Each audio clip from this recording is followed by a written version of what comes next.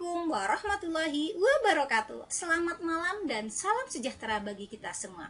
Bapak Ibu guru hebat seluruh Nusantara, peserta E-Guru Akademi 8, pada kesempatan malam hari ini kita akan belajar mengenai bagaimana mengolah hasil asesmen.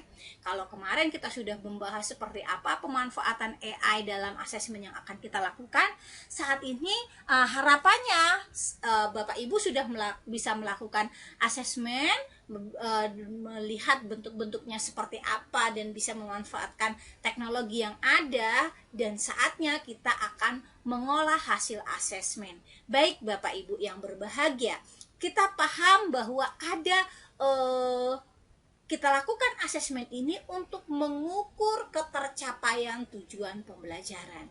Jadi alangkah baiknya kalau sebelum kita mengolah bagaimana mengolah asesmen itu, ada baiknya kita melihat seperti apa sih yang namanya KKTP atau kriteria ketercapaian tujuan pembelajaran. Jadi untuk kriteria ketercapaian tujuan pembelajaran berarti adalah sebuah indikator atau sebuah kriteria yang memang kita susun untuk mengetahui seberapa jauh ketercapaian dari masing-masing tujuan pembelajaran yang telah kita laksanakan. Jadi di sini untuk mengukur menentukan KKTP atau kriteria ketercapaian tujuan pembelajaran itu ada 3. Yang pertama, kita bisa menggunakan deskripsi kriteria, yang kedua menggunakan rubrik, dan yang ketiga menggunakan interval nilai. Jadi contoh salah satu tujuan pembelajaran yang ada pada bahasa Indonesia, misalnya di fase F, itu peserta didik menerapkan dasar pemrograman pada bahasa pemrograman CC server, ya. Jadi Bapak Ibu, kalau di sini tujuan pembelajarannya, maka kriteria ketercapaian tujuan pembelajarannya yang pertama itu adalah kita harus bisa memahami alur proses yang akan disusun sesuai dengan relevansi tugas. Jadi nanti ada penggunaan simbol, diagram alir sesuai dengan peruntukannya. Ini nanti diagram alir yang diterjemahkan di dalam perintah yang tepat. Karena kan ini kita belajar sistem pemrograman. Jadi kalau kita itu kriterianya sudah ada, maka baru kita buat rubriknya. Ya, bisa menggunakan rubrik. Kalau ini nih rubriknya ya, berkembang. Baru berkembang, mulai berkembang sesuai harapan, dan berkembang sangat baik. Kalau mau kita gunakan intervalnya juga bisa, yang misalnya belum berkembang 0 sampai 69, 70 sampai 79 itu mulai kompeten, yang 80 sampai 89 itu berkembang sesuai harapan misalnya, atau cakap. Kemudian berkembang sangat baik itu kompeten, atau sangat kompeten itu 90 sampai 100 itu udah mahir gitu. Itu misalnya kalau untuk menggunakan interval nilai. Kalau kita mau deskripsikan berarti itu kan 3 kriterianya tadi. Kalau yang baru berkembang misalnya tidak memenuhi lebih dari 1 kriteria, artinya mungkin baru 1 kriteria saja yang tercapai tujuan pembelajarannya. Misalnya dia hanya bisa memahami alur yang disusun sesuai relevansinya. Kemudian kalau sudah layak atau sudah mulai kompeten atau sudah mulai berkembang, itu tidak memenuhi 1 kriteria. Ada 2 kriteria yang terpenuhi, tapi yang 1 belum. Kemudian yang ketiga itu sudah memenuhi keseluruhan kriteria yang cakap tadi. Kemudian yang terakhir atau yang mahir atau yang sangat sangat baik itu memenuhi semua kriteria dengan kriteria tujuan pembelajaran dengan diagram alir yang ringkas. Jadi dia bisa ada nilai plusnya. Apa sih plusnya dia? Seperti itu. Itulah kalau kita membuat kriteria ketercapaian tujuan pembelajaran. Jadi pengolahan nilai dapat dilakukan dengan menganalisis secara kuantitatif dan atau maupun kualitatif terhadap data hasil pelaksanaan penilaian yang bisa berupa angka atau juga berupa deskripsi. Jadi peserta didik perlu untuk memetakan ketercapaian dari tujuan pembelajarannya. Jadi untuk apa kita jadi KKTP tadi kita buat itu untuk mengetahui apakah peserta didik kita telah mencapai tujuan pembelajaran atau belum. Jadi peserta didik kita ini kita bisa lihat, oh ternyata dari indikator-indikator atau dari kriteria-kriteria yang telah kita tetapkan tadi, ternyata peserta didik kita berapa indikator atau berapa kriteria yang sudah terpenuhi. Jadi seperti itu. Jadi Bapak Ibu perlu menetapkan kriteria atau indikator-indikator ketercapaian dari tujuan pembelajaran. Itu yang disebut dengan KKTP. Sedikit berbeda KKTP dengan KKM. Jadi kalau KKM itu bersifat kuantitatif. Jadi dia kalau batas nilainya sekian, dia akan terpenuhi. Tapi kalau di KKTP indikatornya yang mana yang terpenuhi. Jadi seperti itu ya. Jadi di KKTP juga bisa secara kuantitatif maupun kualitatif seperti itu. Jadi kriteria ini dikembangkan saat Bapak Ibu merencanakan asesmen yang akan dilakukan Bapak Ibu saat menyusun perencanaan pembelajaran, baik itu dalam bentuk rencana maupun proses pelaksanaan pembelajaran. Jadi seperti itu ya. Kemudian Bapak Ibu bisa menentukan KKTP atau kriteria ketercapaian tujuan pembelajaran tadi dengan memperhatikan beberapa hal. Jadi Bapak Ibu tidak disarankan untuk menggunakan angka yang mutlak, misalnya 75, 80 itu sebagai patokan ya. Jadi kita rentangnya seperti apa? Jadi anak tadi bukan tercapai atau tidak tercapai karena angka berapa, tapi sudah tercapai tapi mungkin tingkatnya seperti ini gitu ya. Nah, jadi kriteria yang digunakan itu untuk menentukan apakah peserta didik kita itu telah mencapai tujuan pembelajaran yang dapat kita kembangkan ke dalam 3 pendekatan. Seperti tadi sudah kita sampaikan, ada menggunakan deskripsi kriteria, bisa menggunakan rubrik, dan juga bisa menggunakan interval nilai. Jadi masing-masing contoh ini akan kita kupas satu-satu ya, bagaimana kita membuat kriteria ketercapaian atau tujuan pembelajaran tadi menggunakan deskripsi kriteria. Jadi kriterianya contohnya, laporan peserta didik menunjukkan kemampuannya menulis teks eksplanasi, hasil pengamatan dan pengalamannya secara jelas. Laporan menjelaskan hubungan kausal yang logis disertai dengan argumen yang logis sehingga dapat meyakinkan pembaca. Itu salah satu contoh kita mendeskripsikan atau menggunakan deskripsi kriteria dari KKTP ya, penilaiannya. Kalau misalnya menggunakan rubrik nih seperti yang tadi sampaikan ya, misalnya contohnya adalah bahasa Indonesia fase C. Peserta didik mampu menulis laporan hasil pengamatan. Kalau tadi ini kan sama ya, pengamatan hasil wawancara, pengamatan dan wawancara. Ini juga tapi ini kita gunakan menggunakan rubrik. Jadi kalau kita menggunakan rubrik, ada yang baru berkembang, layak, cakap, mahir, atau kalau yang biasa kita gunakan mungkin Bapak Ibu biasa menggunakan belum berkembang, belum berkembang, mulai berkembang sesuai harapan, dan berkembang sangat baik juga boleh. Sebenarnya ini pengistilahannya ini mana yang menurut Bapak Ibu lebih tepat, lebih disukai, jadi seperti itu tidak jadi masalah ya Bapak Ibu ya. Nih, jadi di mana kriterianya? Jadi kalau dia baru berkembang, peserta didik belum mampu menulis teks eksplanasi, hasil pengamatan dari pengalaman belum jelas tertuang dalam tulisan atau ide.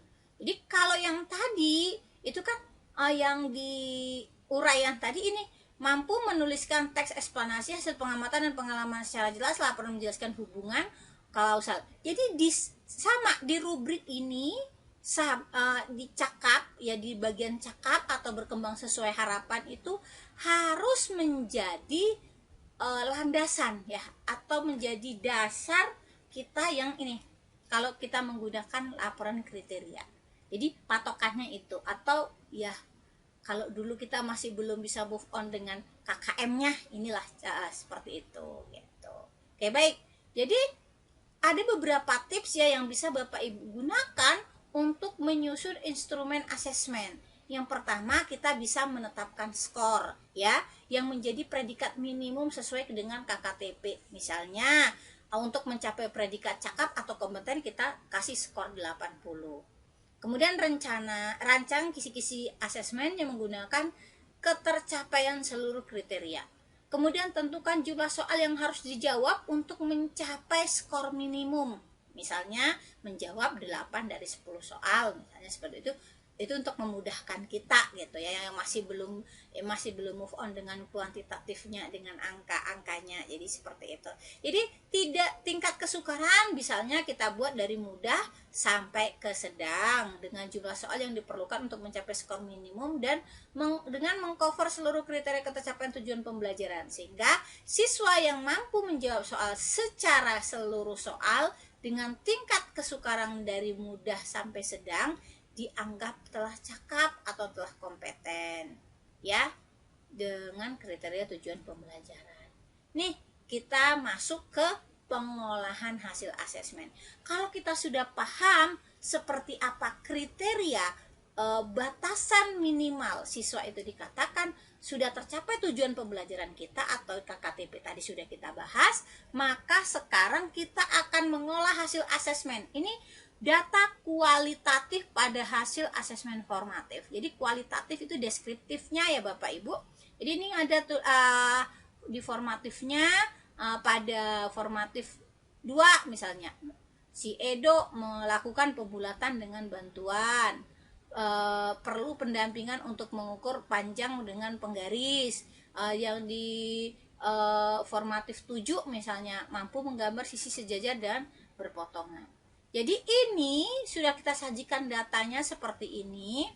Kemudian nanti Bapak Ibu bisa mengolahnya itu tadi kalau yang formatif ya. Ini nanti kalau misalnya pengolahan hasil asesmen yang sumatif.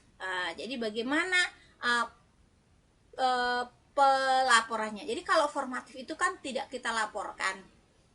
Yang diolah ke rapor atau ke yang akan kita laporkan itu adalah yang sumatif. Jadi seperti itu. Jadi kalau formatif kita uraikan di sana untuk catatan perbaikan proses pembelajaran kita. Jadi kalau sumatif ini yang nanti akan kita olah hasilnya. Jadi nilai rapor itu diperoleh dari nilai akhir sumatif lingkup materi dan sumatif akhir materi. Jadi ini pembobotannya dapat memperhitungkan nilai rapor dilakukan oleh satuan pendidikan. Boleh misalnya kita rata-ratakan ini, nanti rata-rata sumatif lingkup materi ditambah NA nilai akhir sumatif ini, misalnya bagi 2 boleh. Ini 2 NA ditambah ini bagi 3 boleh. Itu kalau tadi misalnya NA sumatif dengan NA akhir sumatif itu bisa langsung tambah bagi 2, itu berarti 50-50, atau mungkin 40-60, atau mungkin bisa 2 ini ditambah ini bagi 3. Itu tergantung kesepakatan sekolah ya, disepakati yang mana. Terkadang kalau kami biasanya teman-teman tuh lebih suka NA sumatif dikali 2 ditambah NA akhir sumatif dibagi 3, itulah hasil nilai rapornya. Itu tergantung sekolah nih ya, tergantung satuan, ditetapkan oleh satuan pendidikan. Kemudian penyajian data di rapor ya, ini ada sumatif lingkup materi, ini tinggal anunya. Kemudian ini pendidik harus mengidentifikasi capaian kompetensi tertinggi dan terendah berdasarkan data formatif yang dikonfirmasi dengan data sumatif. Nih, ya, kita bisa lihat di sini berapa nilai dia. Ya, jadi ini di sini 85 mampu melakukan penjumlahan dan pengurangan.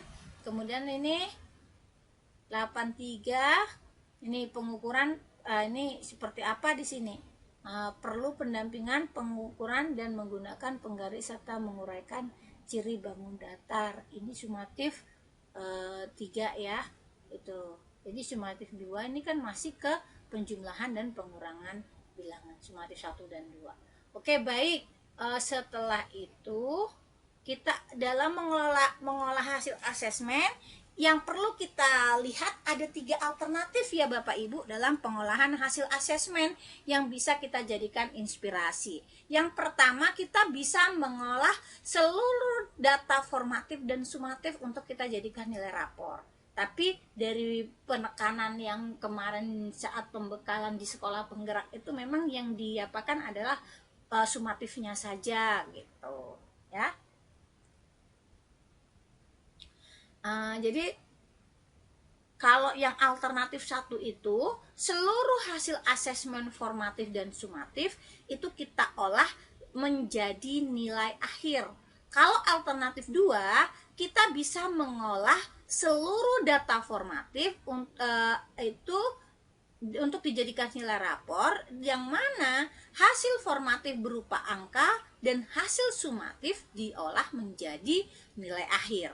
Kemudian data berupa narasi yang kualitatif tadi kita gunakan sebagai pertimbangan deskripsi capaian.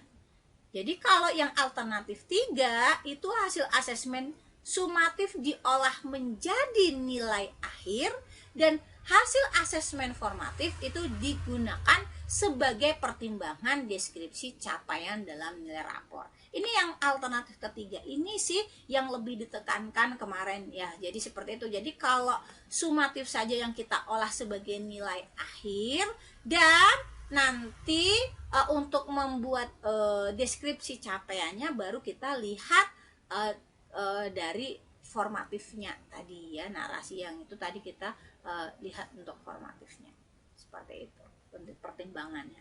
Oke.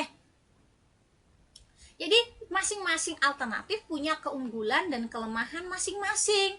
Jadi sebelum mempergunakannya, Bapak Ibu bisa melihat seperti apa sih keunggulan kalau kita menggunakan alternatif 1. Ya, keunggulannya kalau kita gunakan alternatif 1, berarti asesmen itu didasarkan pada data yang lengkap dari formatif dan sumatif, sehingga Bapak Ibu memiliki informasi yang lebih banyak untuk mengikuti untuk menentukan nilai akhir. Jadi ini memang benar-benar lebih komprehensif ya. Kemudian data yang berupa angka itu lebih mudah untuk diolah. Kelemahannya adalah upaya yang Bapak Ibu lakukan itu akan lebih banyak. Kita akan lebih banyak menyita waktu dan tenaga. Ya, waktu diperlukan itu banyak untuk mengolah dan mengumpulkan data. Jadi penilaian berupa angka belum mencerminkan kompetensi yang secara utuh. Jadi tidak ada deskripsinya kalau yang 1 ini. Kemudian hal yang harus kita tinggalkan dalam penilaian ini, yang pertama adalah asesmen formatif hanya untuk mengambil nilai berupa angka. Sementara kan kita formatif itu kalau bisa lebih ke deskriptif ya, lebih bisa untuk panduan kita nanti membuat deskripsi seperti itu. Jadi hanya menggunakan teknik tes tertulis dan lisan yang mengabaikan teknik penilaian lain. Ya, karena kita mau formatif dan sumatif kita olah semuanya, maka kita ya untuk lebih mempermudah kita tentunya observasi produk praktik itu akan terabaikan seperti itu. Kemudian berfokus pada nilai tanpa memberikan umpan balik ya, seperti itu. Hasil pendidik menghabiskan waktu untuk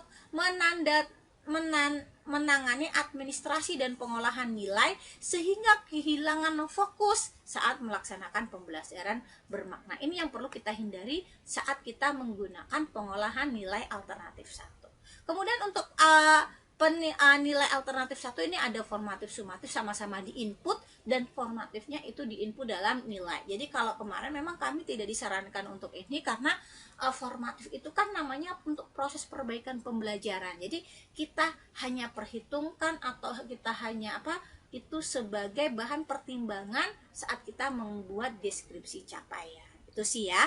Jadi kalau pembobotan baik alternatif manapun itu tergantung satuan pendidikan mau seperti apa. Kemudian kita bahas mengenai alternatif yang kedua tadi ya. Kalau ke alternatif yang kedua tadi kita udah olah datanya dari sumatif dan formatif, sudah ada deskripsi capaian.